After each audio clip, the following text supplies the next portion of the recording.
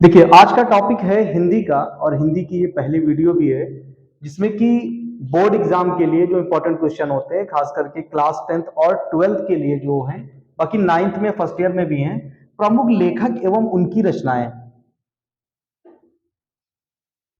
आज हम आपको कुछ ऐसी इंपॉर्टेंट रचनाएं बताएंगे और उनके लेखकों के बारे में, हालांकि अलग से बताएंगे गद्य और पद्य का, गद्यांश और पद्यांश के अलग अलग चैप्टर के बारे में और अलग अलग उनके राइटर कौन कौन से हैं। लेकिन आज हम आपको यहाँ पे 30 ऐसी रचनाएं बताएंगे, वेरी इंपॉर्टेंट, मोस्ट इंपॉर्टेंट हैं, जो 30 ऐसी रचनाएं हैं कि इनमें से एक ना एक बोर्ड एग्जाम में आनी ही आनी होती हैं, हर साल पूछी जाती हैं। तो इनमें से हम कुछ रचनाएं यहाँ पर लिख रहे हैं। पहले हम रचनाएं लिखेंगे, उसके बाद रचनाकार लिखेंगे।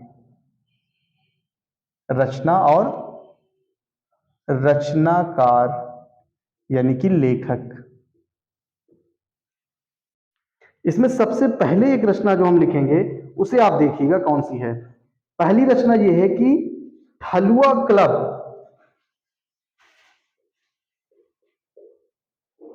ठलुआ क्लब पहली रचना है। दूसरी रचना है मेरी असफलताएं। तीसरी रचना है, तीसरी रचना का नाम है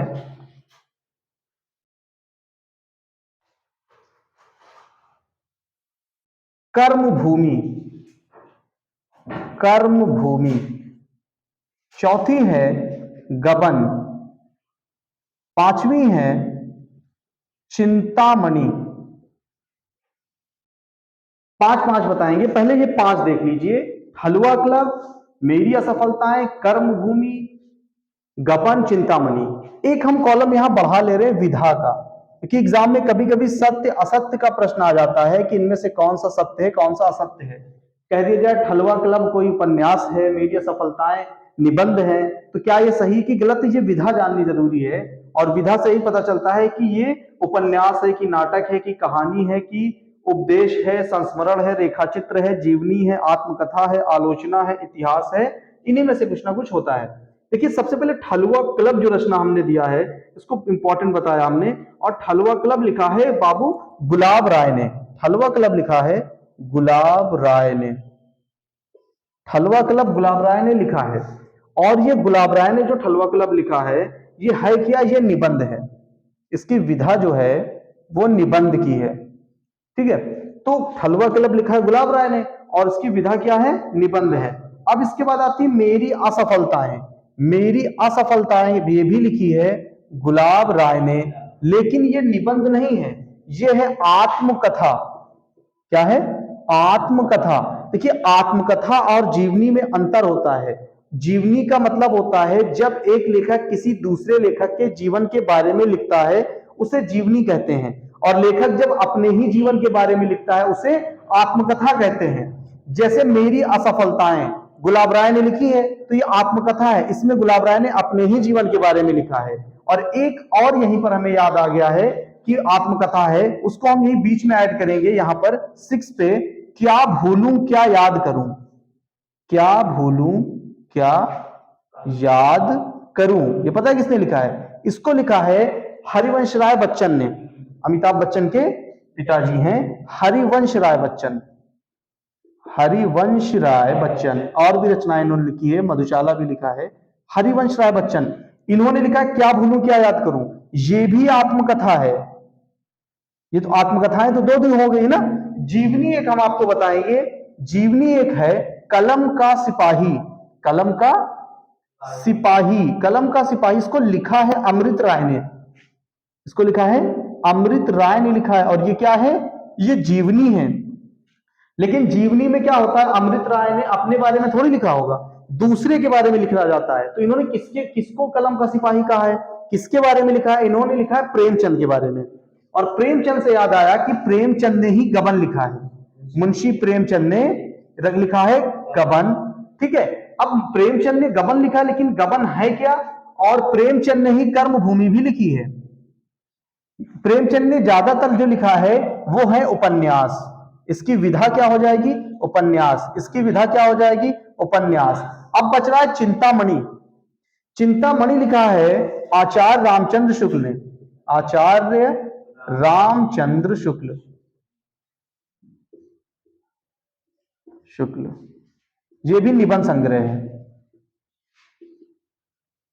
तो ये हो गए 7 जो वेरी इंपॉर्टेंट है, एक बार इसको नोट कर ले, फिर हम इसके आगे से आपको बता रहे हैं। अब ये 7 के बाद 8वां हम स्टार्ट करेंगे। सभी बहुत इंपॉर्टेंट है, इसको बहुत अच्छे से नोट कर लीजिएगा। अब 8 पे आता है रानी केतकी की कहानी। कौन सी कहानी है? रानी केतकी की कहानी। रानी केतकी की कहानी, इसको लिखा है मुंशी, नहीं, मुंशी इंशाअल्लाह खां। नाम सुने हैं? मुंशी इंशाअल्लाह खां ने लिखा है, मुंशी इंशाअल्लाह खां ने। और ये है क्या चीज? एक नाम से ही पता है कि कहानी है, रानी केतकी की कहानी। तो 8वीं रचना हो चुकी है। अब 9 नंबर पे एक रचना है जिसका नाम है भारत दुर्दशा। भारत दुर्दशा, भारत दुर्दशा, इसको लिखा है भारतेंदु हरिश्चंद्र ने, भारतेंदु हरिश्चंद्र ने, भारतेंदु हरिश्चंद्र ने लिखा है। और ये है क्या? ये नाटक है, नाटक है। 9 हो गया है। अब 10वीं रचना जो है उसको बहुत ध्यान से देखिएगा कौन सी है। ऐसे तो गोदान भी इंपॉर्टेंट है प्रेमचंद की, लेकिन यहां पे हम जो बहुत ज्यादा मोस्ट इंपॉर्टेंट रचनाएं हैं हम उन्हीं के बारे में सिर्फ अभी बात करेंगे। एक रचना है माटी की मूर्तें, माटी की मूर्तें, माटी की मूर्तें लिखा है राम वृक्ष बेनीपुरी ने, राम वृक्ष बेनीपुरी, राम वृक्ष बेनीपुरी ने लिखा है। क्या लिखा राम वृक्ष बेनीपुरी ने? माटी की मूर्तें, और ये रेखा चित्र है, रेखा चित्र है। ठीक है, तो 10 रचनाएं अब तक हो गई है ना, 10 हो गई हैं। अब हम 10 के बाद लिखवाएंगे, नोट करते रहिएगा ताकि एक जगह सब, और इसको बोर्ड एग्जाम तक लिखे रहिए, बार बार इसको रिवाइज करते रहिए, इसी में से रचनाएं पूछी जा सकती हैं।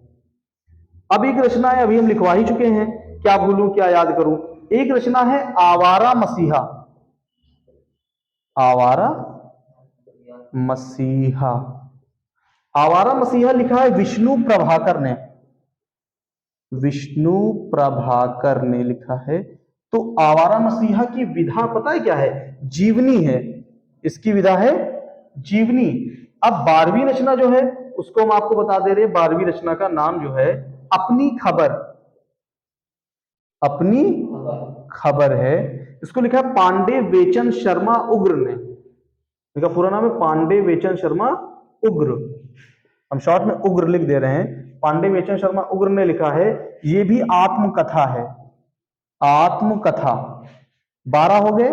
13वीं रचना जो है उसे हम बता दें लहरों के राजहंस, लहरों के राजहंस, लहरों के राजहंस लिखा है मोहन राकेश ने, मोहन राकेश, मोहन राकेश ने लिखा लहरों के राजहंस, आषाढ़ का एक दिन, दोनों रचनाएं लिखी हैं और दोनों हैं नाटक। तो 13 तक हो गया है। अब 13 के आगे देखिए,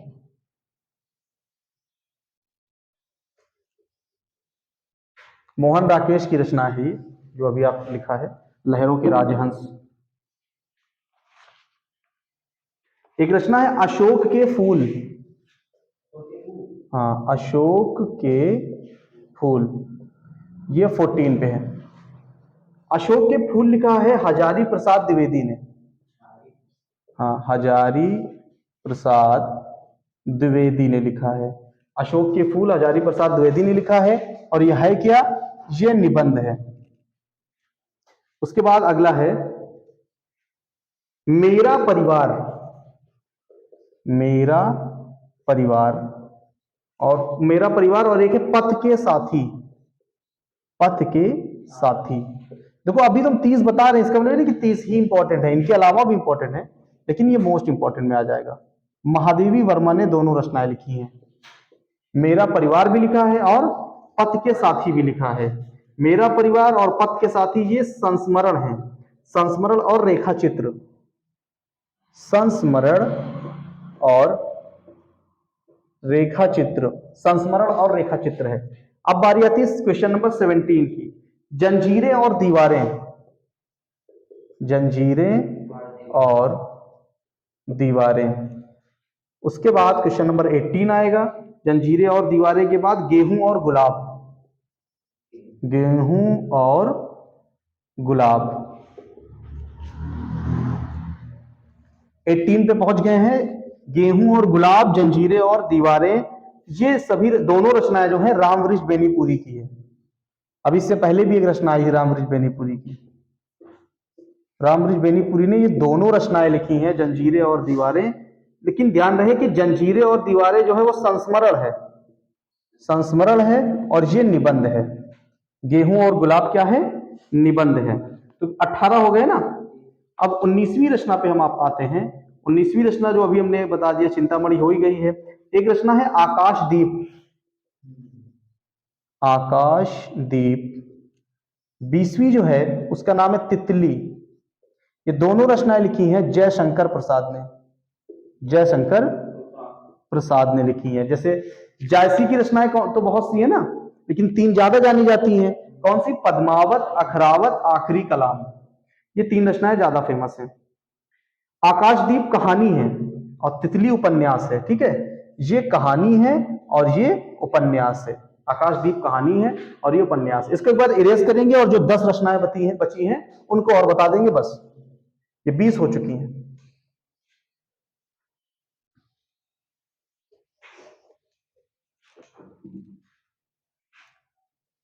ट्वेंटी 22, 23, 24, 25, पहले 25 तक बताते हैं। ठीक है, एक रचना है जिसका नाम है खून के छींटे, खून के छींटे। उसके बाद अगली रचना है ठूठा आम, ठूठा आम।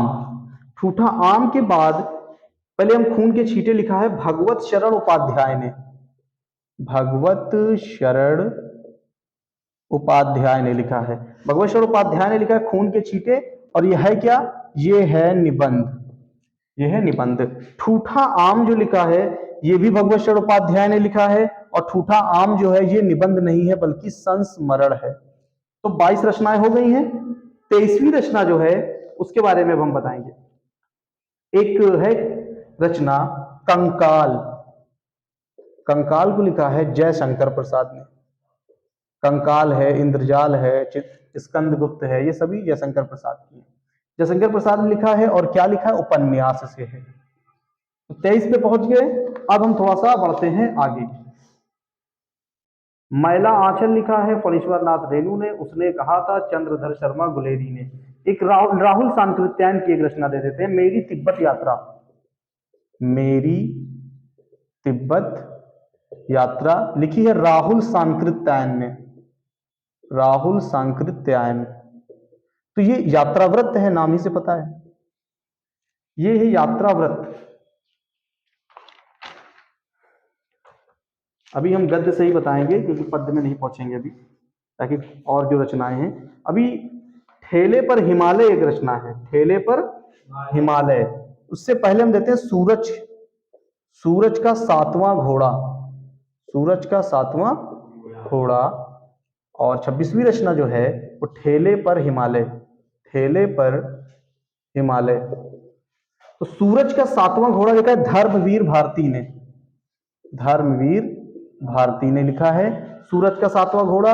और ये है उपन्यास। फिर है ठेले पर हिमालय, ये है निबंध और इसको भी लिखा है धर्मवीर भारती ने, लेकिन ये निबंध है। तो हो गई 26। अब 27, 28, 29, 30। इसमें से हम बताएंगे लेकिन इसके लेखक नहीं बताएंगे, लेखक आपको खुद से पता करना है। ठीक है ना। एक रचना है साहित्यावलोकन, साहित्यावलोकन, साहित्यावलोकन रचना। इसका आपको जो है रचनाकार बताना है, यानी लेखक, और ये इसकी विधा भी बतानी है, कौन सी विधा है। इसके बाद अगला जो है वो हम दे देंगे, वो भी आप ही को बताना है, नीड़ का निर्माण, नीड़ का निर्माण। नीड़ का निर्माण। इसका भी आपको लेखक और इसकी विधा खुद से पता करनी है कि इसके लेखक कौन है और इसकी विधा क्या है। अतीत के चलचित्र, अतीत के चलचित्र, ये तीन हो गए। और चौथा जो है वो भी आप ही को पता करना है। चौथा जो है वो आपको हम थोड़ा सा अलग से क्वेश्चन दे देते हैं ताकि आप थोड़ा सा ढूंढें। है इजी रहेगा लेकिन ऐसे ही एक रचना हम आपको दे रहे हैं।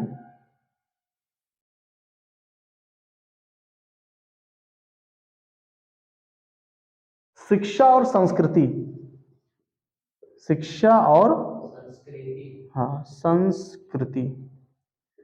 तो अभी हमने 30 बताए हैं और ये 26 तक तो आंसर के साथ है, ये 4 बच रहे हैं। ठीक है, इन 4 का जो है आपको आंसर ढूंढना है कि साहित्यावलोकन के रचनाकार कौन है और इसकी विधा क्या है, नीड़ का निर्माण किसने लिखा है, अतीत के चलचित्र किसने लिखे हैं, शिक्षा और संस्कृति किसने लिखी है। ठीक है, इसमें देखो सबसे इंपॉर्टेंट थोड़ा सा हम आपको अभी बता दे रहे हैं करना क्या है, उसके बाद फिर हम नेक्स्ट टाइम जब हिंदी पढ़ाएंगे तो बताएंगे। बाकी आज तो सिर्फ हमने रचना के लिए ही इसको बताया था। देखिए सबसे पहले आपको गद्य और पद्य कैसे तैयार करना है इसको थोड़ा ध्यान समझिएगा। देखिए आपसे क्या क्या पूछा जाता है, जीवनी पूछी जाती है, संदर्भ सहित संदर्भ प्रसंग और व्याख्या पूछी जाती है, और साहित्य का इतिहास पूछा जाता है।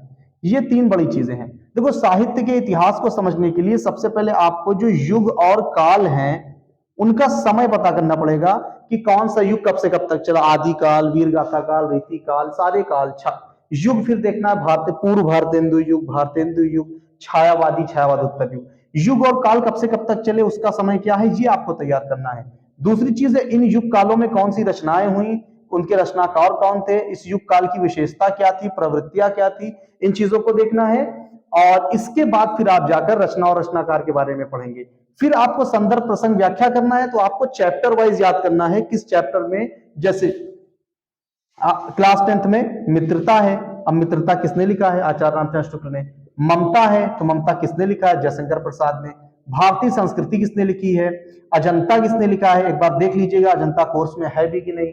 ठीक है, तो एक बार सिलेबस भी जानना जरूरी है कि कौन सी चीजें कोर्स में है, कौन सी चीजें कोर्स में नहीं है। और साथ ही साथ आप लोगों को 2 श्लोक याद होने चाहिए, 2 श्लोक याद करें, क्योंकि बोर्ड एग्जाम में हर साल आता है कि कोई एक श्लोक लिखें। हम 2 इसलिए याद करवा रहे हैं क्योंकि एक श्लोक ऑलरेडी पेपर में आया रहेगा, तो अगर आप वही याद किए लिख देंगे तो वो नहीं माना जाएगा, तो इसलिए 2 श्लोक याद करें।